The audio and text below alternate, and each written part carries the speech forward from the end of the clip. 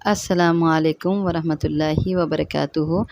आप सब सुनने और देखने वालों के लिए मेरी अल्लाह ताला से दुआ है कि अल्लाह ताला आप सबको सेहत, तंदुरुस्ती वाली, ईमान वाली और इस्लाम वाली लंबी ज़िंदगी अता फ़रमाए।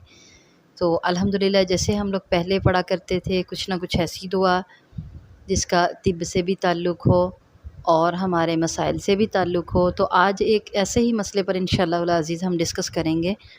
वो मसला कौन सा है? वो मसला है फ्रैकल्स यानी छाइयों का।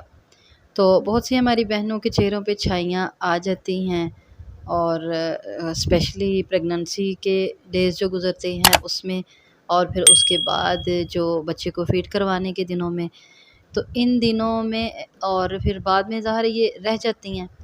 तो इसका बेहतरीन हल जो है ना, ट्रीटमेंट तो करवाते ही हैं, लेकिन साथ साथ कुरान की ये आयत है पहले पारे में, और उसका छोटा सा एक हिस्सा जो है वो हमने पढ़ना है इंशाअल्लाह।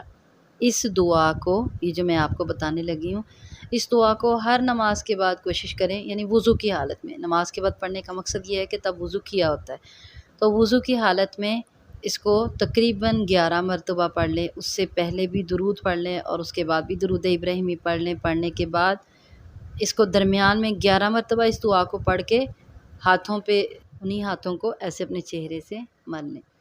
तो इंशाअल्लाहुल अज़ीज़ कुरान की बरकत से ये जो है ना फ्रैकल्स का मसला और कोई भी स्पॉट हो चेहरे पे, तो इंशाअल्लाह ठीक हो जाएंगे।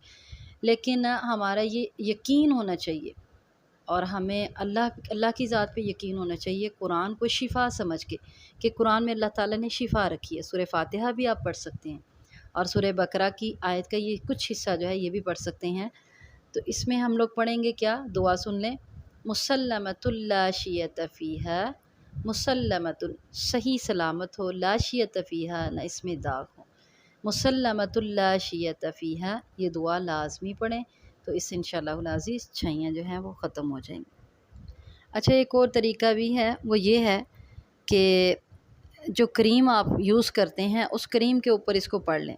अव्वल आप आखिर दरूद पढ़ के, तो उसके अंदर जो है यानी दरूद के बाद और दरूद से आखिरी वाले दरूद से पहले दरमियान में इसको आप चाहे 41 मरतबा पढ़ लें, चाहे आप 100 मरतबा पढ़ लें। पढ़ के तो उस पे फूंक मारें और वो करीम इस्तेमाल करते रहें, और हर रोज़ भी इसको नमाज के बाद लाजमी पढ़ें। तो इंशाअल्लाह अज़ीज़ कुरान की बरकत से ये मसला हल हो जाएगा।